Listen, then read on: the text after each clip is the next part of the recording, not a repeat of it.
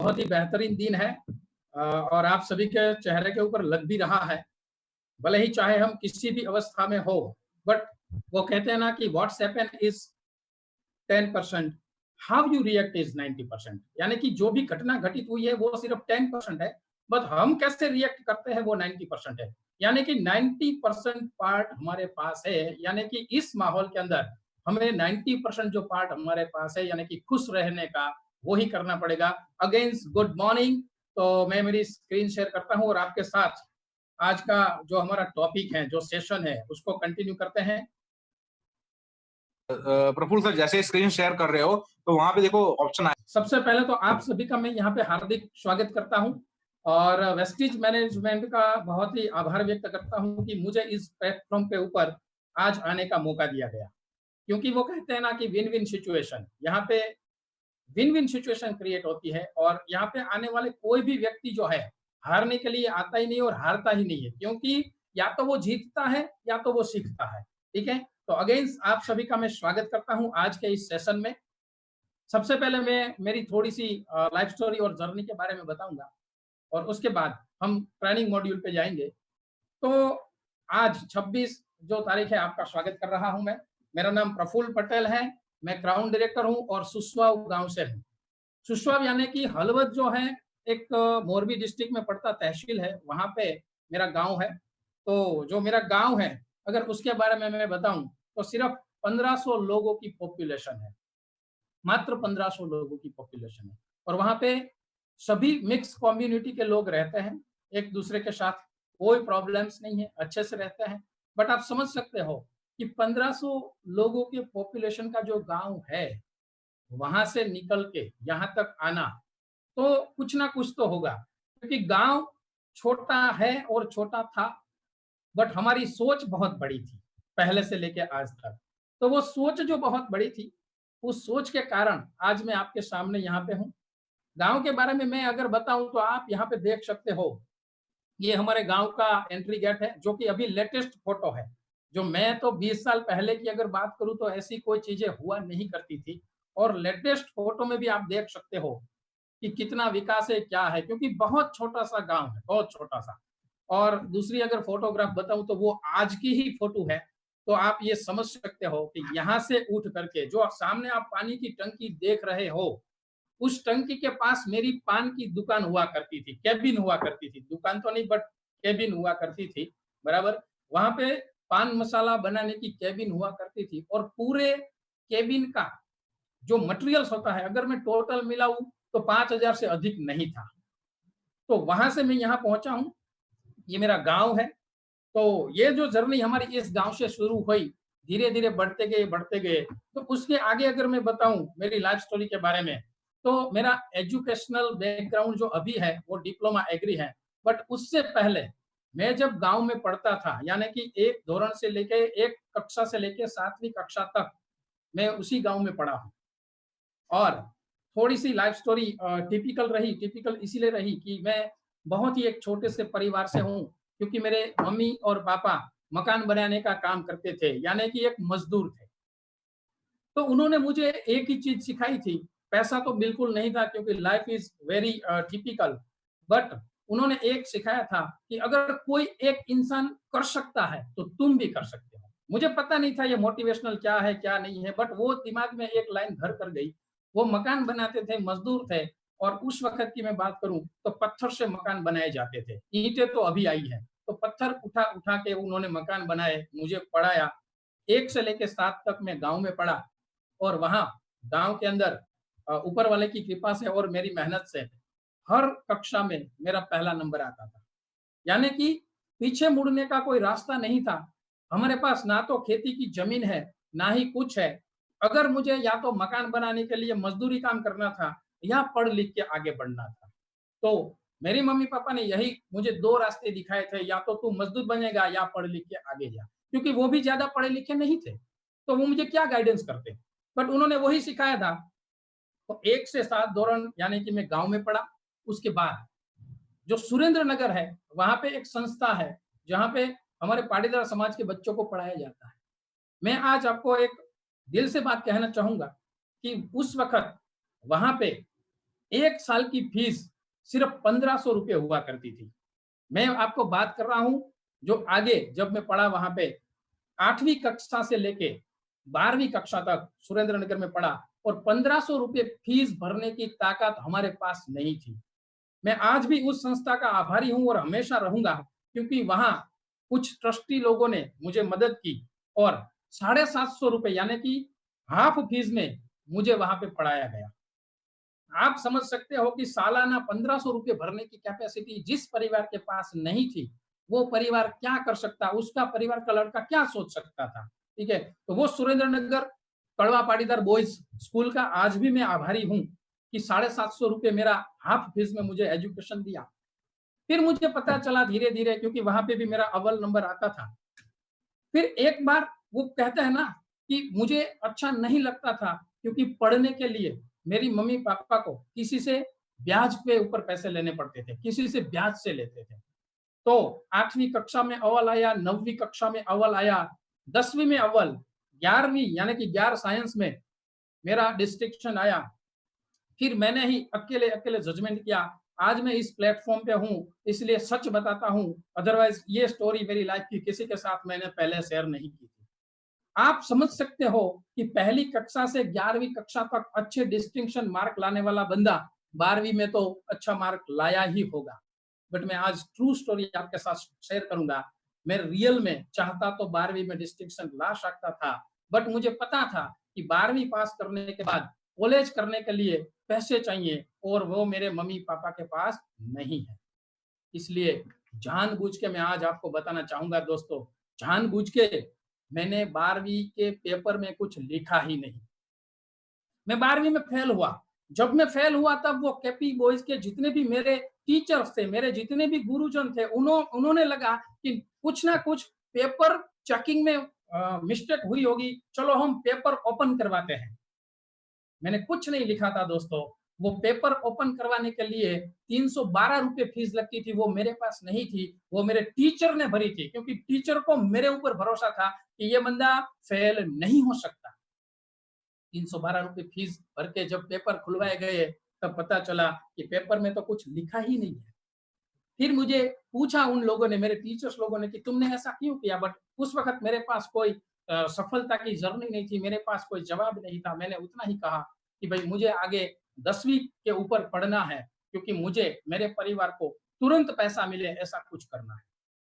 आप समझ सकते हो कि 12वीं क्लास में फेल जानबूझ के होने वाला बंदा 10वीं के ऊपर डिप्लोमा एग्रीकल्चर के अंदर एडमिशन लिया, और आप सबको मैं बताते हुए बेहद खुशी अनुभव करता हूँ कि डिप्लोमा के अंदर जब एग्रीकल्चर मैंने अभ्यास किया तो पूरे गुजरात में अव्वल गोल्ड मेडलिस्ट रहा, और उस वक़्त के हमारे सीएम केशुभाई पटेल थे, उनके मुझे गोल्ड मेडलिस्ट मिला। 12वीं में फेल होने वाला बंदा सिर्फ 2 साल में gold medalist. You imagine this, ये कैसे हो सकता है? यानी कि कई कबार पैसे क्या अपने लाइफ के अंदर रोल करते हैं, वो पता चला।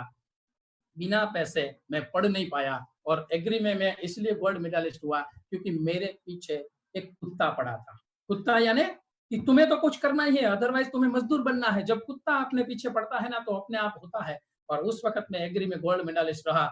उसके बाद मेरी जॉब की शुरुआत हुई 98 से लेके अभी तक। आज भी मैं प्रेज़ेंट वर्क कर रहा हूँ। एक बहुत बड़ी मल्टीनेशनल कंपनी है कनाडा की, उसमें मैं गुजरात और राजस्थान 2 स्टेट आज भी देख रहा हूँ एग्रो मार्केटिंग में।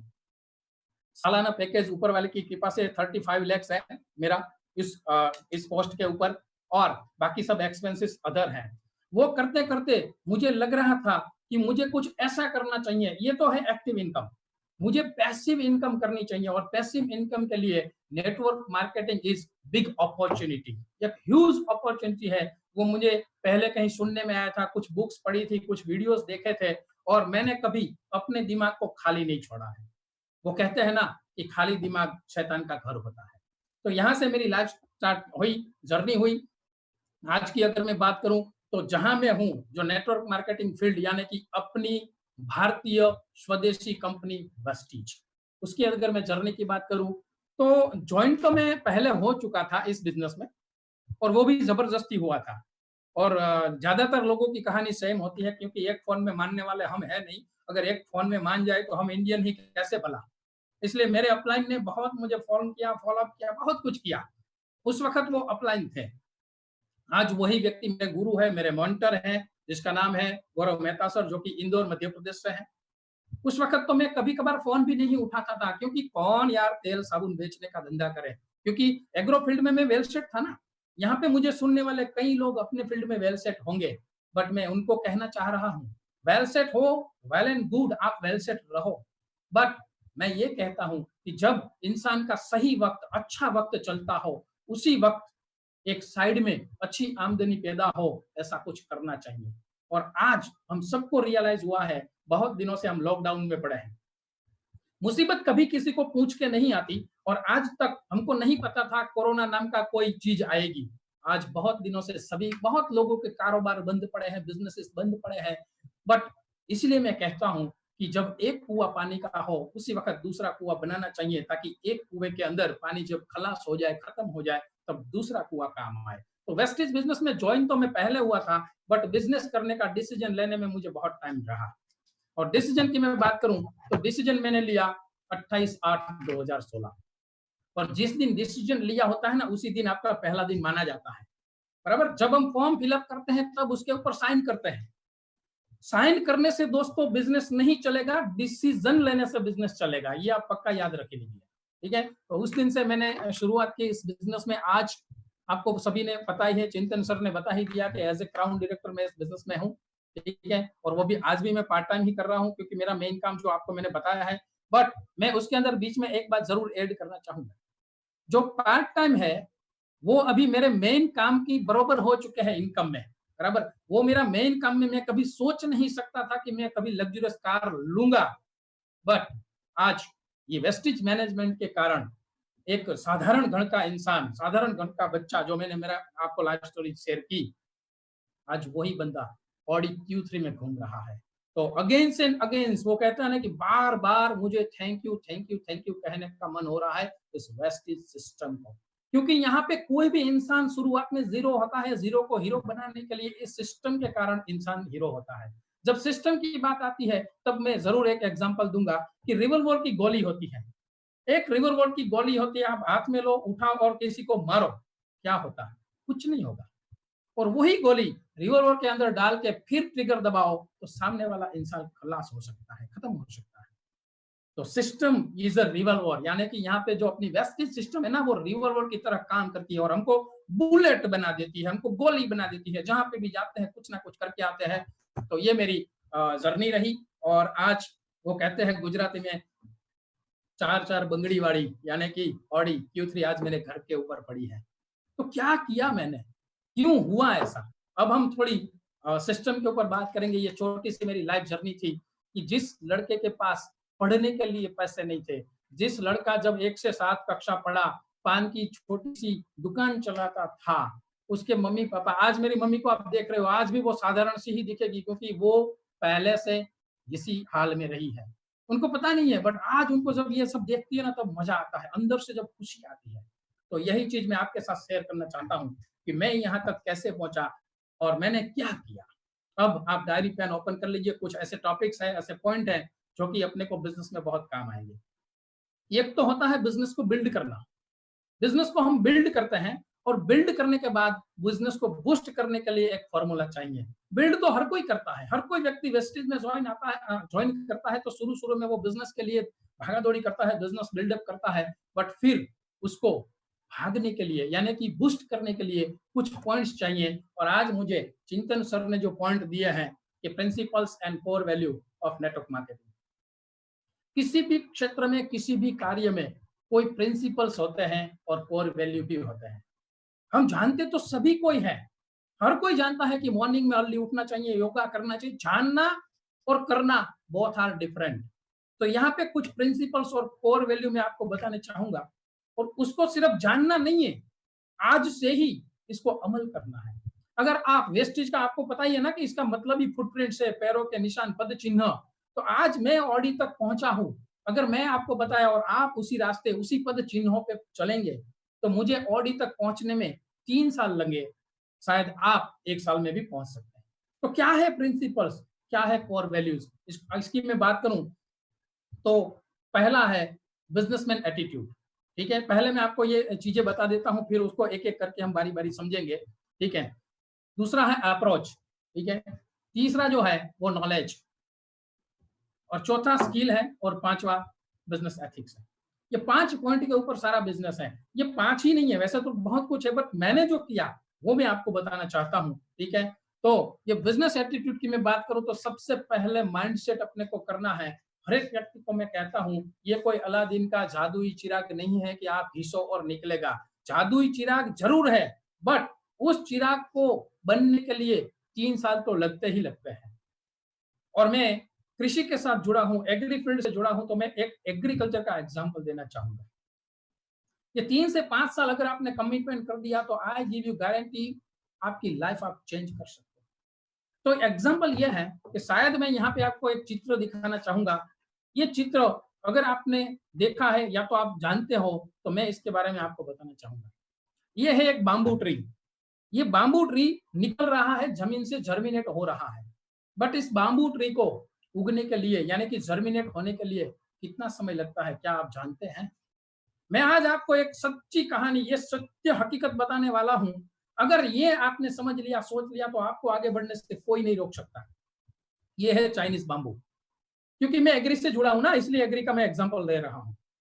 चाइनीज बाम्बू जो पुरानी प्रजाति आती थी, उसको जर्मिनेट होने के लिए 5 साल लगते थे दोस्तों। 5 साल। एक किसान का धैर्य देख लो आप, किसान का पैशन देखो कि सीड लगाया जमीन में, उसको पानी हर रोज देना है, उसको जरूरत के हिसाब से खाद देनी है, जरूरत के हिसाब से जमीन में आने वाले कीड़ों से बचाना है, सब कुछ करना है, बट जर्मिनेट होता ही नहीं था वो सीड्स।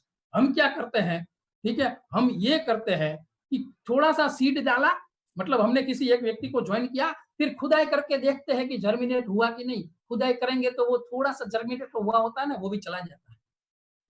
धैर्य रखना बहुत जरूरी है। मेरा कहने का मतलब बिजनेसमैन एटीट्यूड जो होता है ना, वो सबसे पहले धैर्य पैशन होता है। और यही 5 साल के बाद ये चाइनीज बाम्बू निकलता है अपने जमीन से, और 6 हफ्तों के अंदर अंदर 80 फीट का हो जाता है। 80 फीट का हुआ 6 हफ्तों के अंदर।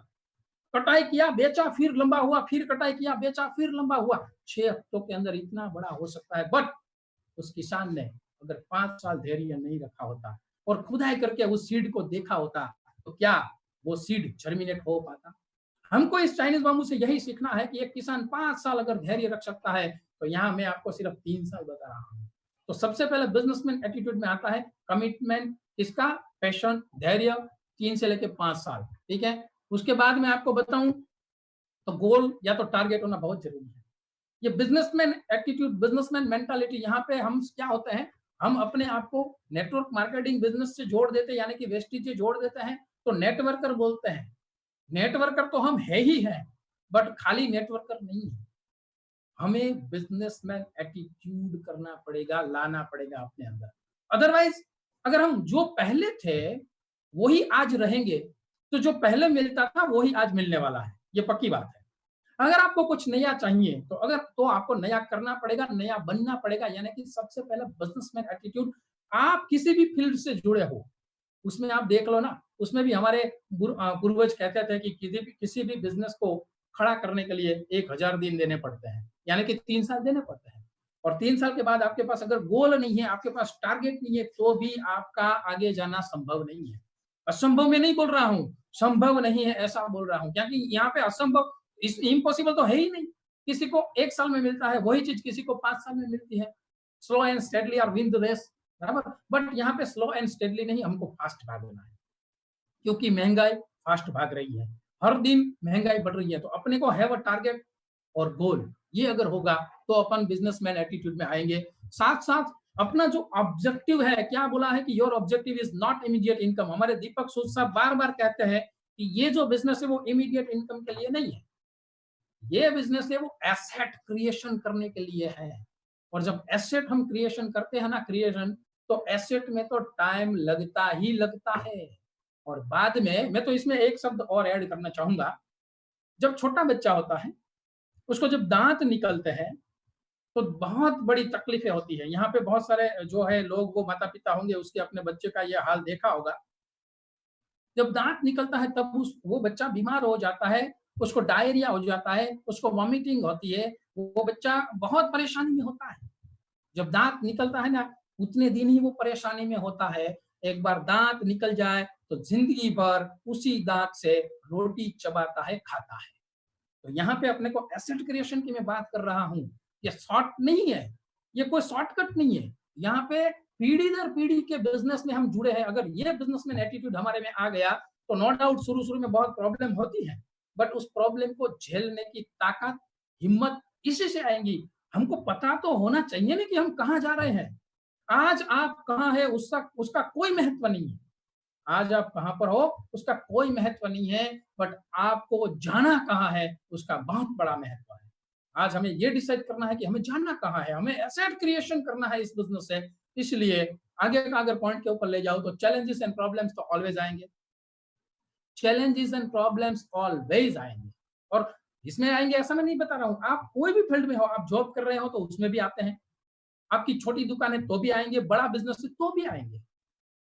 बट यहाँ पे चैलेंजेस प्रॉब्लम जब आते हैं ना, तब उसको सॉल्व करने के लिए पूरी टीम साथ में होती है।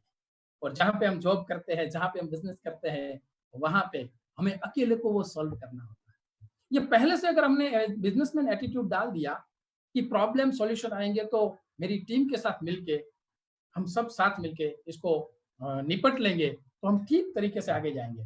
कई कबार होता यूं है कि एनर्जी में शुरू में स्टार्ट तो कर देते हैं, फिर छोटा मोटा प्रॉब्लम आया ना, तब क्विट करने का मन करता है। और 90% लोग नेटवर्क मार्केटिंग में जुड़ने के बाद क्विट करते हैं। क्यों? क्योंकि उसको पहले से ये बिजनेसमैन एटीट्यूड का माइंड सेटअप नहीं किया था, इसलिए वो क्विट कर रहे हैं। और क्विट यहाँ पे क्यों करते हैं उसका एक पॉइंट में बताऊं तो यहाँ पे कुछ लगाया नहीं है ना, इसलिए क्विट करते हैं, क्योंकि यहाँ पे इन्वेस्टमेंट तो किया नहीं है। बाकी छोटी सी छोटी दुकान है ना, जहाँ पे 5-10 हजार का टेबल कुर्सी भी लगाया होता है ना, वो क्विट नहीं करता है, चाहे उसकी दुकान चले या ना चले, क्योंकि वहां पे उसने टेबल कुर्सी का खर्चा किया होता है। यहाँ पे क्विट करने का वो है। तो प्रॉब्लम्स एंड चैलेंजेस आएंगे साथ साथ, जब वो समझेगा बंदा कि दिस इज माय बिजनेस। जब मेरेपन की भावना आएगी तभी रिस्पॉन्सिबिलिटी आएगी। मैं एक तौर पे आप सभी को बताना चाहूंगा, ये बिजनेस ना तो डाउनलाइन का है, ये बिजनेस ना तो अपलाइन का है।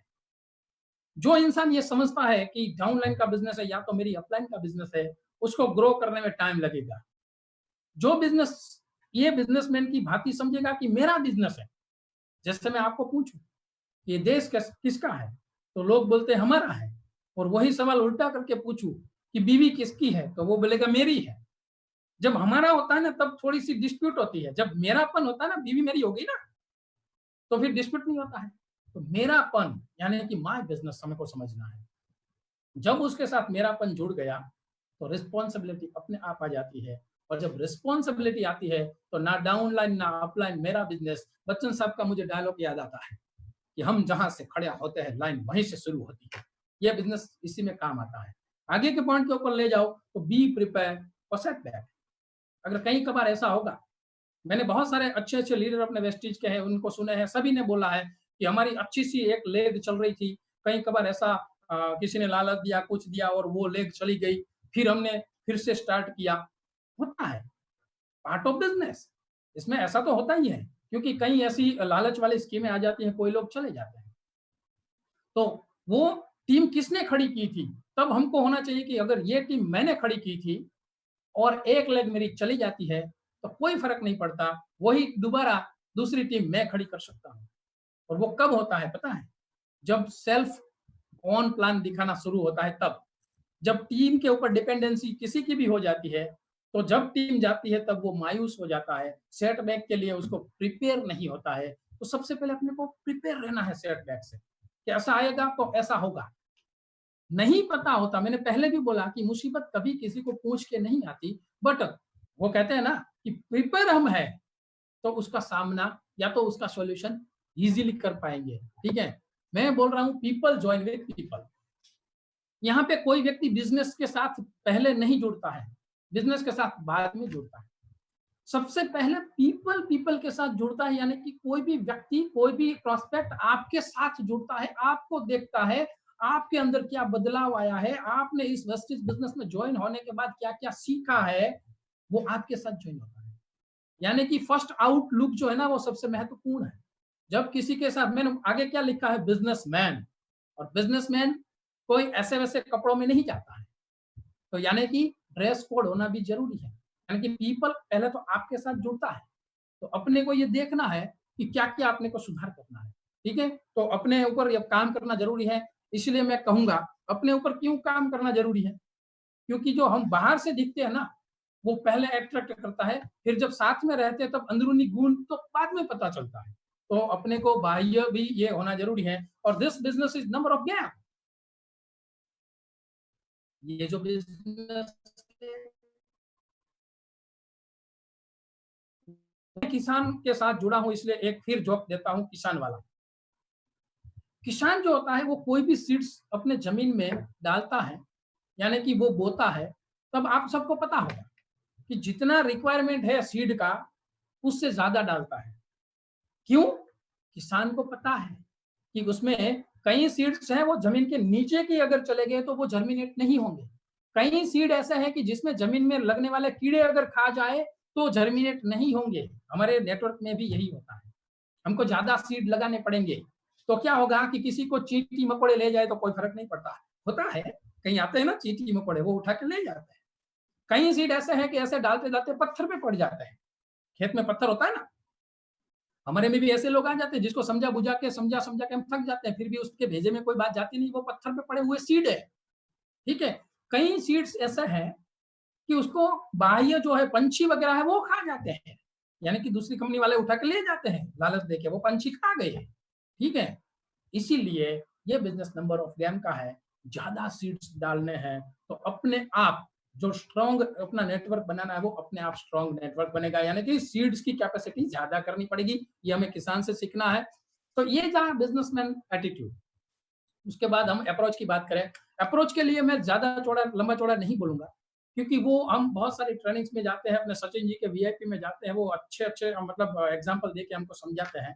मुझे तो सिर्फ बिजनेसमैन मेंटालिटी ही आपको बतानी थी, क्योंकि मुझे पहले ही चिंतन सर ने मुझे टाइम से बांध दिया है, तो वो मेरी समय मर्यादा में पूरे करने की कोशिश करूंगा। और अंत में कुछ क्वेश्चन आंसर रहेंगे तो भी आई एम रेडी। अप्रोच की अगर बात करें तो हमें अप्रोच किसके साथ करना है, तो हमारे प्रोस्पेक्ट के साथ करना है, बराबर। तो प्रोस्पेक्ट जो है उसका कम से कम बिहेवियर या तो प्रोस्पेक्ट का बैकग्राउंड वो हमको पता होना चाहिए, तो ही हम उसके साथ अप्रोच कर पाएंगे। थोड़ा सा देखो, बिजनेस मेंटल हमें अगर बिजनेस मेंटालिटी हमने क्रिएट की है, तो कोई भी बिजनेसमैन है अपना बिजनेस किसी भी सिटी में फैलाने के लिए पहले वो सिटी का वो कहता है ना कि तपास करता है, ऑब्जर्व करता है कि उस सिटी में मेरा बिजनेस चले गया या नहीं, कुछ तो डेटा कलेक्ट करता है ना। यहाँ पे हम भी बिजनेसमैन है, हमको ये करना पड़ेगा, क्योंकि हम 3 साल काम करके एक पैसिव इनकम के ऊपर जाना चाहते हैं। बाकी बड़े से बड़ा बिजनेसमैन है वो एक्टिव इनकम में है। तो पैसिव इनकम में जाने के लिए अपने जो मेमोरी कार्ड है ना, यानी कि ये अपना दिमाग, माइंड, उसको मैं मेमोरी कार्ड कहता हूँ। वो छोटा वाला मेमोरी कार्ड है ना 2 GB वाला, उसको निकाल के फेंक दो और बड़ा मेमोरी कार्ड लगा दो। बड़ा मेमोरी कार्ड बहुत लगाना जरूरी है। तो सबसे पहले क्या है, प्रोस्पेक्ट का बिहेवियर जानना जरूरी है। अब प्रोस्पेक्ट कब मिलेंगे, क्वेश्चन ये है कि प्रोस्पेक्ट कब मिलेंगे, जब आपके पास लिस्ट होगा। अब लिस्ट कैसे बनाना, क्या करना, वो मैं नहीं समझाऊंगा, क्योंकि वो आपकी अपलाइन भली बात समझाते होंगे या तो वीआईपी में आप सीखते होंगे। यानी कि बेसिक जो हमारे 7 स्टेप है वो कंपलसरी करने हैं, तो ही आपको प्रोस्पेक्ट मिलेगा। और अगर बिहेवियर के बारे में हमको पता है तो उस प्रोस्पेक्ट के साथ हमें कैसे जाके बिजनेस प्लान प्रेजेंट करना है वो हम समझ सकते हैं। क्योंकि ये जो है ना, मैं तो इसको कहता हूं साइकोफिजिकल नेचर, साइकोफिजिकल नेचर से ये बिजनेस चलता है। बिजनेस जो है ना, सामने वाले का साइकोलॉजी क्या है, उसकी थॉट प्रोसेस क्या है, उस हिसाब से अगर आपने वहां पे बात की, अगर उसको चाहिए क्या। मैं अगर मेरी ही एक एग्जांपल दूं, तो मैं अगर मोरबी में जाता हूं किसी को बिजनेस प्लान दिखाने के लिए, तो मोरबी में 100 करोड़ रुपए की सिरामिक इंडस्ट्री वाले बहुत बड़े लोग हैं। उसको मैं बोलूं कि आप इसमें ज्वाइन हो जाओ और आपको इसमें 20,000 का चेक आएगा, तो आप क्या सोचेंगे, वो ज्वाइन होगा? कभी नहीं होगा, क्योंकि वैसे ही वो करोड़पति है, उसको 20,000 का चेक से क्या लेना देना है। उसको वहां जाके हेल्थ के बारे में बताना पड़ता है कि आप इतने ज्यादा पैसे कमा रहे हो, तो क्या आप हेल्थ के ऊपर सोच रहे हो? आज आपके पास ढेर सारे पैसे हो जाएंगे, 60 साल बाद या तो 50 साल बाद आपको डायबिटीज हो गया, कुछ हो गया, फिर आपको एंजॉय करने के लिए जाना है, आप जा पाओगे? पैसा तो आपके पास बहुत है। तो वहां हम हेल्थ की बात करते हैं। यानी मैं संस्कृत की एक उक्ति कहना चाहूंगा, त्रिंडे त्रिंडे मति भिन्ना, यानी कि हर एक व्यक्ति का दिमाग अलग अलग तरीके से सोचता है। तो अपने को ये बिहेवियर चेक करना जरूरी है। साथ ही साथ बी इन हरी, यानी कि किसी को भी आप बिजनेस प्लान दिखाते हो, कुछ करते हो, मतलब जब आमने सामने हो तो अपने को बताना ही है, बट जब टेलीफोनिक डिस्कशन करते हो तब अपने को ऑलवेज हरी में रहना है। उसको लगना चाहिए कि ये बंदा बिजी है। हम फोन के ऊपर लंबी चौड़ी बात करेंगे तो भी अप्रोच जो करना है हमको, वो अप्रोच ठीक से नहीं होगा। बाकी अप्रोच के बहुत सारे तरीके हैं, वो आप अपनी अपलाइन से सीख सकते हो, और हर एक एरिया के हिसाब से ये अप्रोच के तरीके अलग अलग लागू होते हैं। यानी कि मैं जो आपको आज बात बता रहा हूं, वो आप अपनी अपलाइन के साथ बैठ के एक बार चेक करना, फिर आपके एरिया में इंप्लीमेंट करना। क्योंकि आपकी अपलाइन भली बात जानती है कि आपके एरिया में कौन किस तरह सोचता है और किस तरह बिहेवियर है लोगों का। तो सिर्फ यहाँ पे मैंने इतने ही पॉइंट लिखे थे अप्रोच के। अब आता है नॉलेज। नॉलेज बहुत जरूरी है, विदाउट नॉलेज कुछ नहीं होता है। मतलब पढ़ा लिखा होना जरूरी नहीं है, मैं सिर्फ नॉलेज की बात कर रहा हूँ। पढ़े लिखे तो बहुत लोग हैं। नॉलेज और एजुकेशन बोथ आर डिफरेंट, ये दोनों अलग चीजें हैं दोस्तों। यहाँ नॉलेज की अगर बात करें तो नॉलेज कौन सा होना चाहिए, वो कहते हैं ना कि knowledge is the base for success profile. ये बेस है, सक्सेस जाने के लिए नॉलेज है, वो बेस है। तो यहाँ कौन कौन से नॉलेज की हमको आवश्यकता है, तो अपने बिजनेस प्लान जरूर सीखना है। इसलिए मैं कहता हूं कि अगर आप जहां पे भी प्लान दिखाने जाते हो, आप या आपकी अपलाइन के साथ, तो जिसके भी हाथ में माइक, यानी कि बोलने का माइक, और जिसके भी हाथ में मार्कर है, चेक उसी का आएगा। मैं कहा एक स्लोगन, आपने एक सूत्र उसमें समझ जाओ। अगर आपकी अपलाइन के हाथ में माइक है और आपकी अपलाइन के हाथ में मार्कर पेन है, तो चेक उसी का आएगा, बिजनेस आपका नहीं है। आपका बिजनेस तब है कि जब पेन आपके हाथ में हो, मार्कर और माइक दोनों। तो प्लान के बारे में अपने को सीखना है, ठीक है, वो अपन सीखेंगे तो नॉलेज की जरूरत है। प्रोडक्ट्स, प्रोडक्ट्स भी जरूरी है, क्योंकि कौन सी प्रोडक्ट्स, क्योंकि हमारे पास फूड सप्लीमेंट यानी कि न्यूट्रिशन प्रोडक्ट्स, हर एक प्रोडक्ट्स है, उसके बारे में अगर यूएसपी यानी कि यूनिक सेल्स पॉइंट, एक एक प्रोडक्ट के 3-3 यूनिक सेल्स पॉइंट अगर हमने कलेक्ट कर लिए तो बहुत आसान रहेगा इस बिजनेस को बढ़ाने के लिए। प्रोडक्ट के बारे में अपने को सोचना है। सबसे अच्छी बात सिस्टम, सिस्टम के बारे में मैंने पहले ही आपको बता दिया, रिवॉल्वर वाला एग्जांपल देके, यानी कि सिस्टम के अंदर प्लग इन होना है। अगर आप यहाँ पे सफल होना चाहते हो, भले ही मैं एग्रो के अंदर गोल्ड मेडलिस्ट हूं, अगर वही मेरी जो बुद्धि थी या तो मेरा जो एजुकेशन था मैंने यहाँ पे यूज किया होता, तो शायद मैं अभी सफल नहीं हुआ होता। यहाँ पे एक रेडीमेड सिस्टम कंपनी ने दी है, तो वही सिस्टम को हमें फॉलो करना है, अपना दिमाग लगाना नहीं है। इसीलिए मैं तो बहुत बार कहता हूं कि पढ़े लिखे से ज्यादा कम पढ़े लिखे व्यवस्थित बिजनेस में सफल ज्यादा है। उसका कारण यह है कि वो पढ़े लिखे, क्या होता है पता है, मेरे जैसे लोग चिंतन सर कुछ भी समझाते हैं तो बाद में वो जाने के बाद हम अपनी बुद्धि यूज करते हैं कि नहीं ऐसा नहीं, ऐसा करेंगे। तो मैं रेडीमेड रोड आपको बना के दिया है, तो उसके ऊपर चलो ना भाई। अगर आपको सफल होना है तो सिस्टम को सही तरीके से यूज करना है, सिस्टम के अंदर प्लगिंग हो जाना है। मैं तो यहां तक कहता हूं, ब्लाइंडली फॉलो करना है दोस्त, ब्लाइंडली फॉलो। अगर ब्लाइंडली फॉलो करेंगे ना तो आप जल्दी सफल होंगे। बाकी आप अपनी बुद्धि से करोगे तो थोड़ा सफल होने में टाइम लगेगा। तो यहाँ पे सिस्टम, उसके बाद में आता है स्किल। स्किल की कौन कौन सी चीजों की स्किल अपने पास होनी चाहिए, तो सबसे पहले टाइम मैनेजमेंट।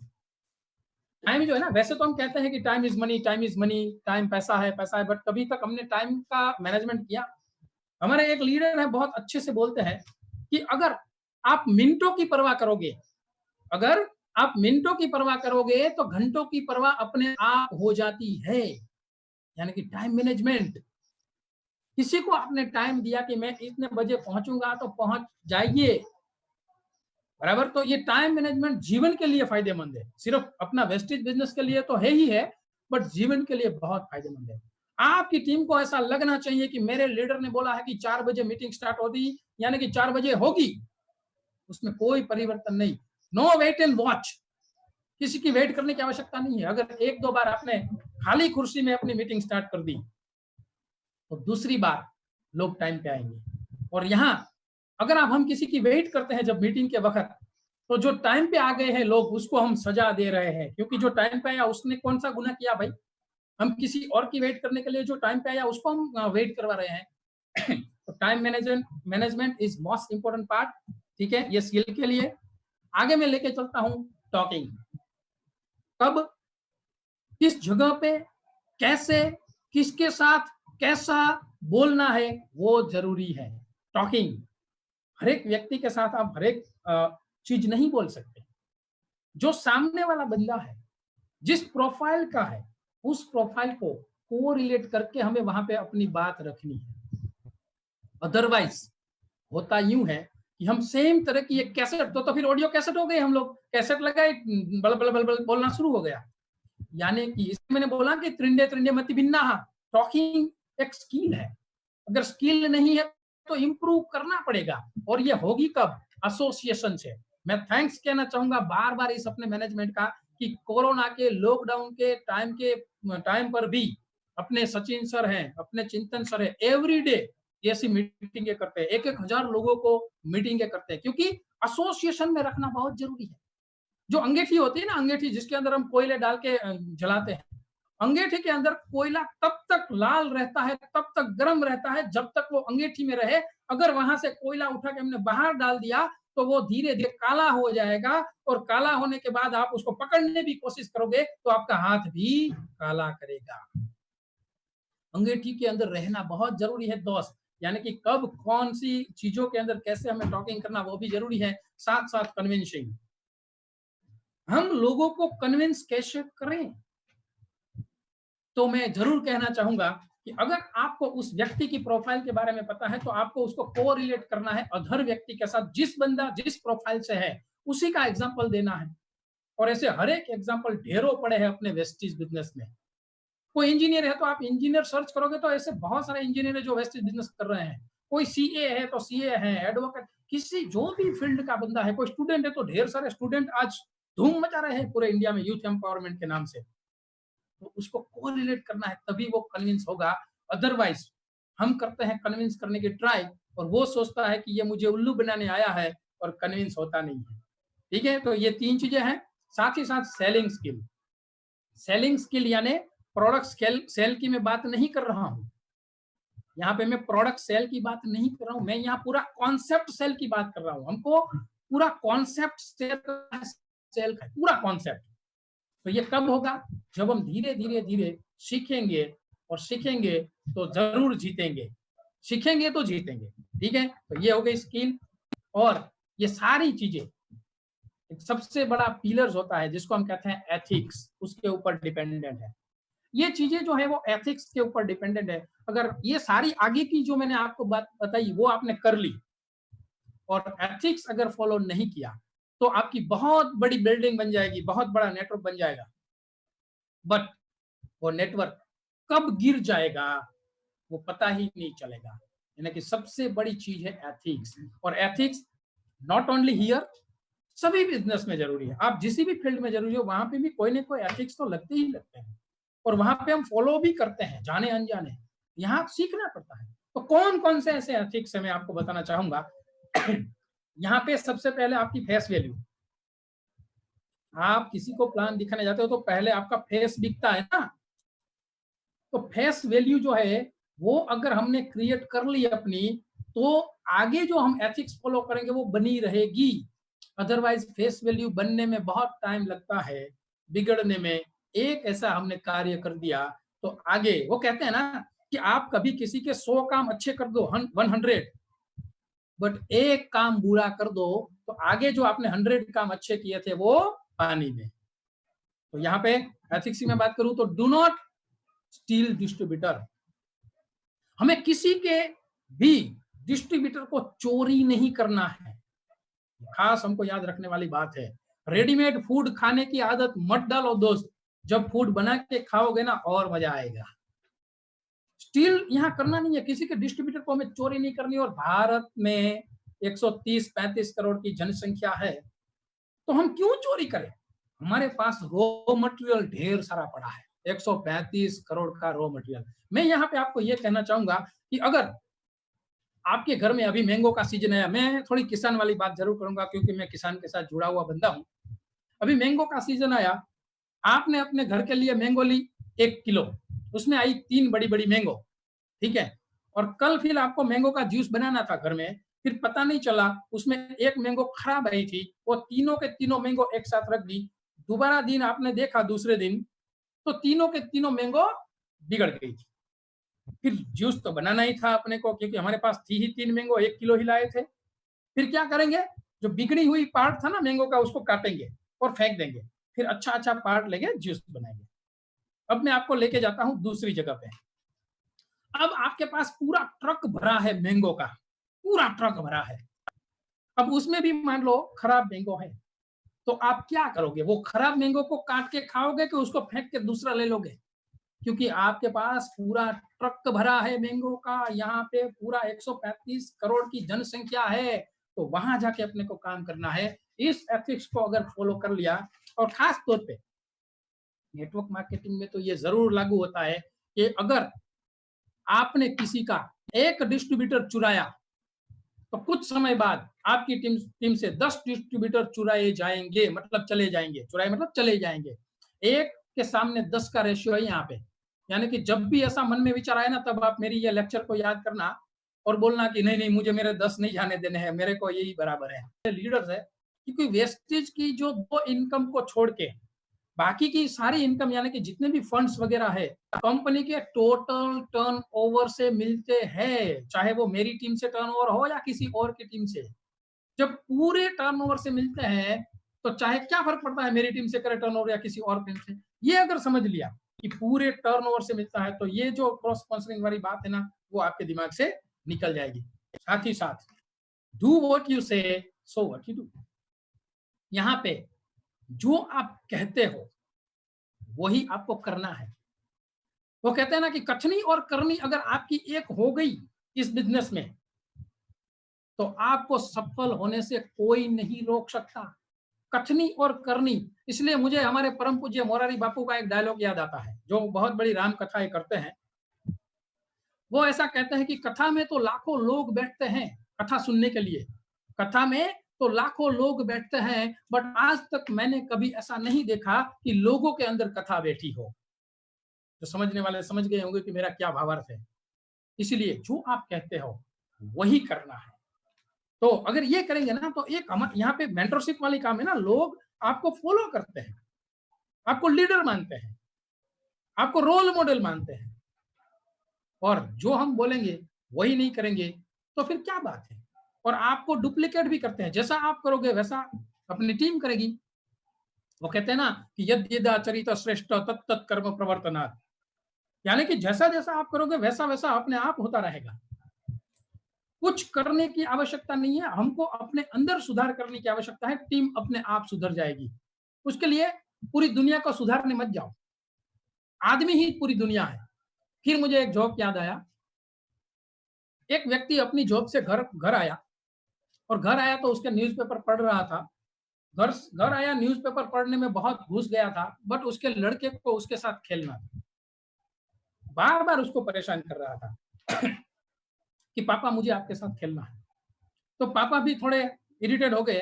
पापा ने वो न्यूज़पेपर पढ़ते पढ़ते उसमें देखा एक दुनिया का मैप था, पूरी दुनिया का एक मैप था, वर्ल्ड मैप। वो बोले, पापा बोले उस लड़के को कि मैं तेरे साथ 3 घंटे खेलूंगा।